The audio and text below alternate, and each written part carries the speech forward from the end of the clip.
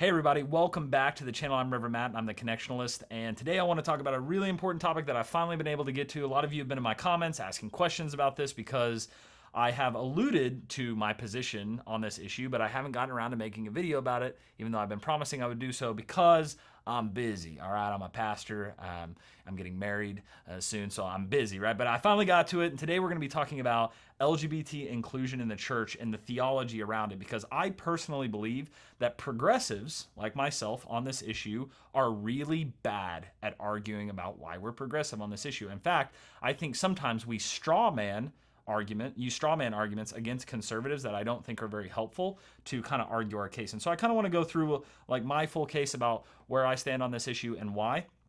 And so the first thing I want to say is, for progressive Christians, it's really important for us to do two things. The first is this: we must do better at upholding the essential orthodox teachings of the church. We have to do better at that as progressives. A lot of progressives are orthodox, but then they aren't good at upholding those doctrines when maybe others aren't, right? And so while not like the vast majority of progressive Christians on LGBT issues are like completely orthodox, they just don't do a good job like upholding those doctrines when others are not being as orthodox or being heretical, right?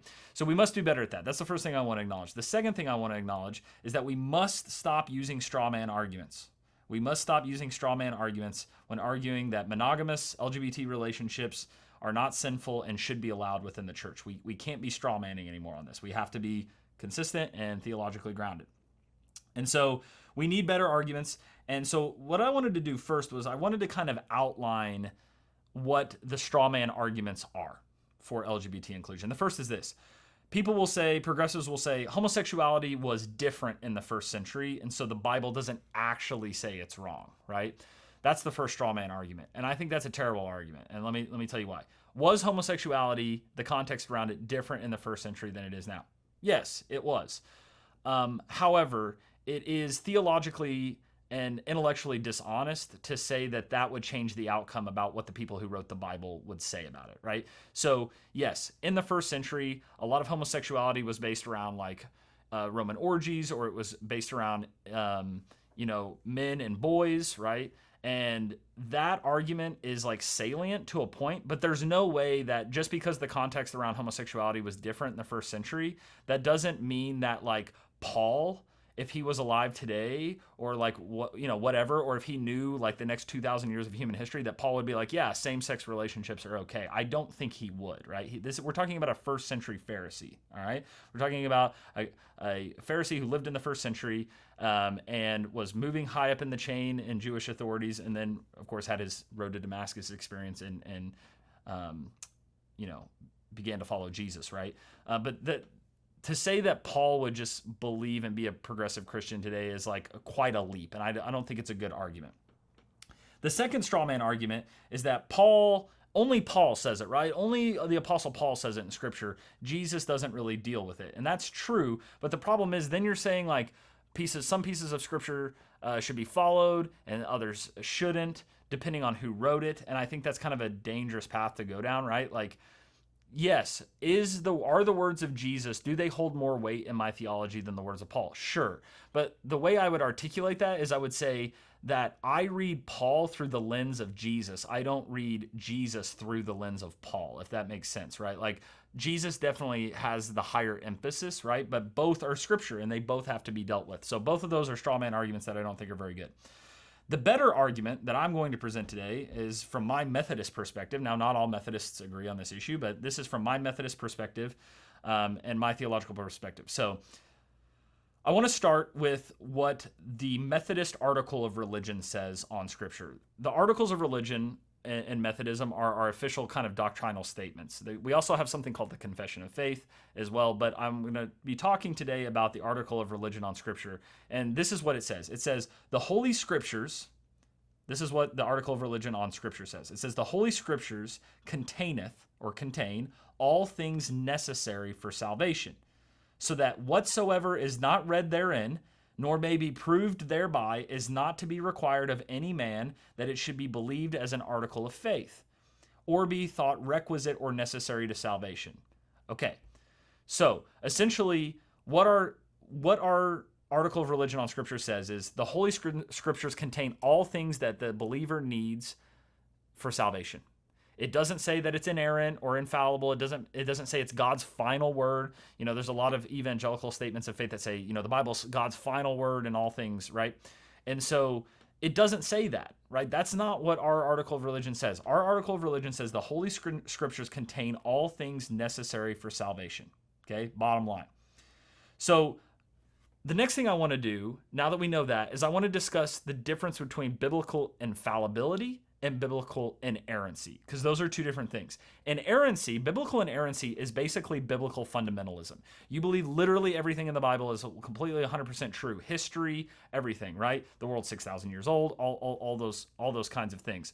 So biblical inerrancy is that like all the history pieces, there's no error in the Bible whatsoever. And then there's biblical infallibility, which is basically the idea that the Bible is infallible on matters of salvation, or the Bible is trustworthy on moral and salvific matters, on matters of salvation, right? But that it could contain errors in history, right? Like when they do the genealogy, there could be some people missing from that because that's not what's the most important, right? So biblical infallibility is kind of the idea that the Bible is trustworthy on matters of salvation. All right, so now we know the difference between those two things. So my position, well, let me go back up for a second. Biblical inerrancy. So biblical inerrancy is the idea that everything is 100% true, all the history, all the genealogy, all that. And infallibility is the idea that the Bible is trustworthy on matters of salvation, but that maybe cultural teachings or historical matters could be incorrect and therefore non-binding. Okay, so now let me move into my main position. This is my main position, is that it is well within orthodoxy, and it's within the Methodist tradition that the Bible is infallible on matters of salvation. That's what I believe. And that the issue of monogamous same-sex unions and relationships are not matters of salvation. They're not. Therefore, the very few passages of Scripture that are dealing with homosexuality are non-binding for today because it's not a matter of salvation. Therefore, the Bible, it's a cultural matter that the Bible could be non-binding on, right? And so you may be thinking to yourself, well, that just sounds like you're wanting to pick that because that's what the culture wants and all that kind of stuff. And you may be saying, how can you even argue that? Are there other things in the Bible and in the way we live as Christians today, the majority of Christians today, that are treated in the same way? Are there other issues that we treat in this way? The answer is yes, there are things that we treat this way. And I want to talk about the concept of doctrinal development, okay? Doctrinal development is the idea that doctrine of the church and the teachings of the church can change over time only on non-essential matters, okay? So the Trinity, Jesus as fully man and fully divine, the bodily resurrection, those things cannot develop over time. Those things cannot change over time. Those are fixed matters. They cannot change because they are essential orthodox matters. But on non-essential issues, doctrine can change over time when dealing on non-essential things. And I want to talk first about the idea of head coverings, okay? The idea of like wearing a covering over your head when you pray, like a prayer shawl, okay? And I want to talk about 1 Corinthians 11, and I'm going to read verses 2 through 6 for you from 1 Corinthians 11. It says this, Paul writes, I praise you for remembering me in everything and for holding to the traditions just as I pass them on to you. But I want you to realize that the head of every man is Christ, and the head of every woman is a man, and the head of Christ is God. Every man who prays or prophesies with his head covered dishonors his head. But every woman who prays or prophesies with her head uncovered dishonors her head. It is the same as having her head shaved. For if a woman does not cover her head, she might as well have cut her hair off. But it is a disgrace for a woman to have her hair cut off or her head shaved. Then she should cover her head. Okay, so Paul makes it pretty clear here that women should have head coverings when they're praying, right? They should be wearing head coverings. And that was the vast majority practice of the church for centuries. For centuries, hundreds and hundreds of years, the church taught, definitely the Catholic canon law taught that women should wear prayer shawls when they pray. They should have head coverings. And it was required in the Catholic Church by canon law according to my research, I could be wrong about this, so Catholics who know better, let me know in the comments. It was required by Catholic canon law until 1983. 1983. For centuries, it's commanded by Scripture, and for centuries, it's required, and then all of a sudden, it's not. So what changed? What changed to cause this? Well, our perspectives changed. Our culture changed around men and women, around head coverings, around dressing, right? The culture around dress changed. And the church basically discerned that while the scriptures command head coverings for women, it is not a matter necessary for salvation, and that the scripture there is coded to that culture and that time and that place, and therefore head coverings are a non-binding scripture. Basically, what the church eventually discerned is that what Paul's really trying to talk about there is the idea of modesty. So this is really a scripture talking about how we should dress modestly, right? It's not a scripture specifically commanding head coverings for everybody for all time. But the thing is, that's a recent discernment of the church. That's not what the church has thought for centuries. I thought about going through all the quotes from church fathers talking about head coverings, but it's pretty clear. They all thought people should wear head coverings, right? You can go Google that for yourself. So this was the teaching of the church for hundreds of years. And so it changed, right? The church eventually discerned that that was coded to that time, that place, that culture, and that head coverings are no longer binded by Scripture. So in some ways, even the most conservative Bible-believing churches, right? They say, I go to a Bible-believing church, right? They don't follow the teachings of Jesus on divorce. People get remarried after divorce in conservative Bible-believing churches all the time. All of the time. So scriptural interpretation across time on secondary issues can be a super tricky thing. And I don't like it when people just make lazy arguments from the Bible. They say, well, the Bible said so. And it's like, but there's a ton of things that have been tricky in our interpretations of Scripture over time, okay? My essential point is this. After all that argumentation, my essential point is this. Monogamous same-sex relationships and being gay are not sinful because I treat the issue similarly to head coverings. I treat the scriptures about it like head coverings. It is a non-essential issue, and whether someone is gay or not has nothing to do with the larger values, practices, and beliefs that drive salvation. Therefore, I think that the very few passages that deal with homosexuality in the scripture are non-binding for us today. Just like head coverings.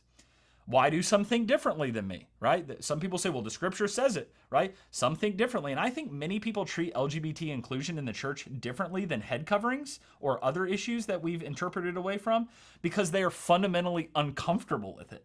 I think they just treat it differently because they're just uncomfortable with the idea. They're just uncomfortable with it. They're uncomfortable with the topic. They're uncomfortable with the topic of sex, and it just makes them feel uncomfortable. And so they treat it differently, and their emotions get involved instead of the intellectual honesty a process that you have to go through on something like this. So I also think that a lot of people who disagree think the larger LGBT inclusion movement often promotes other sexual liberation pieces that the church would be against, like casual sex or polyamory. And I think that's true. I do think the larger LGBT movement promotes other things that the church should continue to not support, right? And so I think the church should continue to teach that polyamory and casual sex are wrong. I think we should continue to teach that. But to conflate those parts of the movement with the idea of a monogamous same-sex union is intellectually dishonest. It is. It's intellectually dishonest. So for those whose only argument against LGBT inclusion in the church is scripture, I'm literally sitting in front of you begging you to be consistent. I'm begging you to be consistent on your own argument on the other issues in scripture. If your only argument for LGBT exclusion in the life of the church is scripture, then every woman in your church on Sunday better have a head covering on, my brother and sister. Like, I cannot deal with the inconsistency anymore. It's maddening, right? Just be consistent. And if you're consistent on that, great, right? You're following your convictions. You're being consistent on it. That's one thing, okay? Either be consistent or make a better argument, okay? Those are the two options. Make a better argument, argue from scripture and tradition, try to do some more pieces. Some people do make a better argument because they talk about like natural law or things like that, right? But if your only argument is scripture, I'm begging you to be consistent, okay? So, yes, Yes, you can be LGBT affirming and support the general infallibility of Scripture. I just made a case for it. You can be LGBT affirming and support the general infallibility of Scripture on matters of salvation. Okay? Basically, what I'm saying is you can be LGBT affirming and completely orthodox. And I know that makes so many of you out there so very angry, but it's true. Okay? I'm Orthodox, and I include LGBT people, fully include them in the life of the church. Okay? Many of you will disagree, and that's okay. I can handle the disagreement. I'm a big boy. I've heard plenty of disagreements. I've seen some of the comments on my channel. It's fine. I just want to be clear about my position, okay? I owe that to you as the viewer to be clear on my position. I still share the same concerns as many of you who are conservative about the theological drift in the church away from orthodoxy. I'm concerned about that. We share that together. We should work together on that issue in the mainline church. And my essential argument is that we can be inclusive and orthodox. It's not that hard. It's not that hard. I just did it. I don't know. My watch is dead, but I just did it in a few minutes, right? I'm not a heretic for being progressive on LGBT issues, and conservatives aren't heretics for being conservative on the issue. It's a secondary issue that has nothing to do with orthodoxy, okay? So the big thing now is I want to give you an opportunity to say what you think, right? Make sure you go into the comments. Please be respectful with what you think. Although I know some of you seem completely incapable of being so, being respectful, being nice to people who disagree with you. And if you do that, well, I won't delete your comment because I don't really care. I'll probably just ignore it. If I'm being completely honest, I probably just won't even read it, right? If you can't be respectful, I don't really care what you think because we know what Paul says about that in Scripture, right? What does Paul say? He says, you can be right on everything, but if you don't have love, then you have nothing, right? You have nothing. And so what I want you to know today is if you disagree with me on this issue, I love you.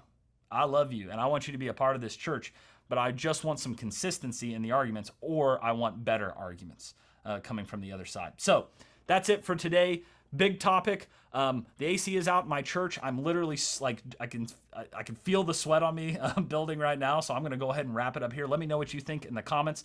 If you liked the video today, make sure to like and subscribe to the channel. That's literally the best thing you can do for our little growing channel and our own little corner of YouTube. So make sure you like and subscribe if you enjoyed today. But until next time, I'm Reverend Matt and I'm the Connectionalist. I'll see you later. Bye-bye.